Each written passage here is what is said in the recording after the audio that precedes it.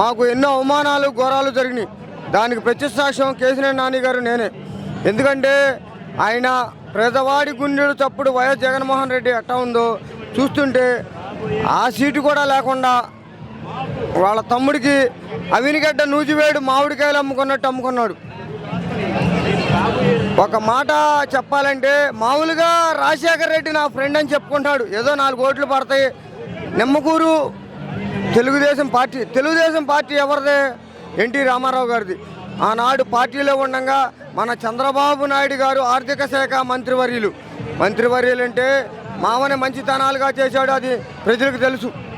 ఆ మంచితనాలు ఎన్నిపోటు పొడిచి ఎంతో బాధపడి ఎన్టీ రామారావు గారు దిగ్భ్రాంతికి కుదయ్యి ప్రెస్ మీట్ పెట్టుకునే స్థాయికి తీసుకొచ్చాడు. ఆయన మహానుభావుడు.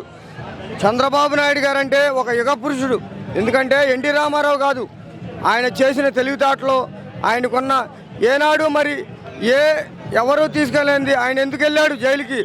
మాట్లాడితే జగన్మోహన్ రెడ్డి అవినీతిపడు, రాష్ట్ర ప్రజల సొమ్ము కొట్టేశాడంటే ఈయన మహానుభావుడా?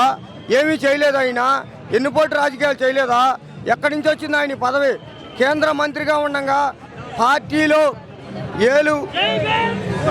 ఏలు నరుక్కుంటానన్న మనిషి, ఆయన నైతిక వినీలు నాణ్యత లేని వ్యక్తి.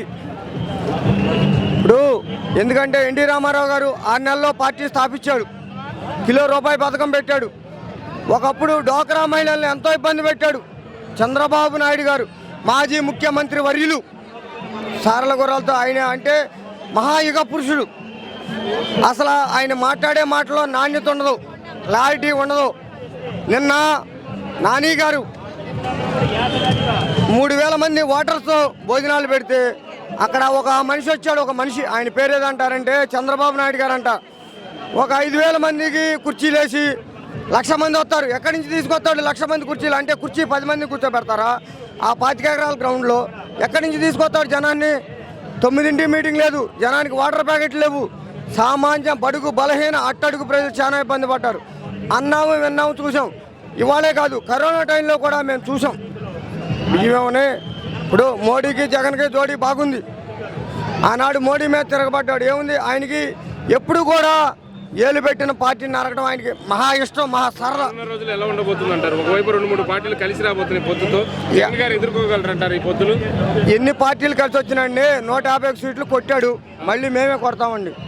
మా పథకాలు ఉన్నాయండి, అమ్మఒడి కానీ కానీ పేదవాడి కూడు అని మా పథకాలు మాకు ఉన్నాయండి. మరి నిన్న చూసుకుంటే బాలకృష్ణ గారు జూనియర్ ఎన్టీఆర్ గారి ఫ్లెక్సీలు చించేయండి, తీసేయండి, పడేయండి, అవసరం వాళ్ళు ఏదో మాట్లాడతారండి.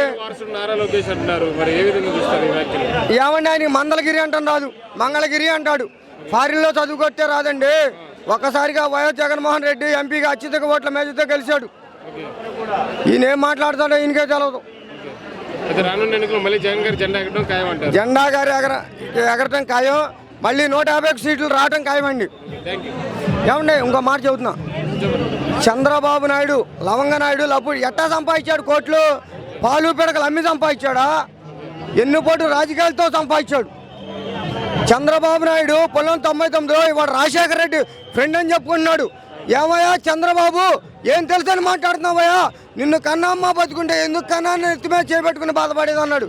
చంద్రబాబు నాయుడు మాటకి చేతకే సంబంధం ఉండదు. ఒకటి చెబుతాడు, ఇంకోటి చేస్తాడు. ఆయనకి తప్పుడు మాటలు, పొకోడి మాటలు, చెకోడి మాటలు చెప్పడం అలవాటు. ఇవాళ మా జనం ఉన్నారు, మేమేమి 100-200 ఇచ్చి తేలా జనాన్ని. ప్రజా అభిమానం. ఇప్పుడు పవన్ కళ్యాణ్ ఉన్నాడు, చంద్రబాబు నాయుడు గారికి దత్తపుత్రుడు. మాకెవరో దత్తపుత్రుడు లేరు. ఎప్పుడైనా సరే కొడాలి నాని హోమ్ మినిస్టర్ ఖాయం, అనిల్ కుమార్ గారికి హెల్త్ మినిస్టర్ ఖాయం, గన్నవరం వంశీకి ముఖ్య ఖాయం. ఇది వాస్తవం, జరిగే రోజులు.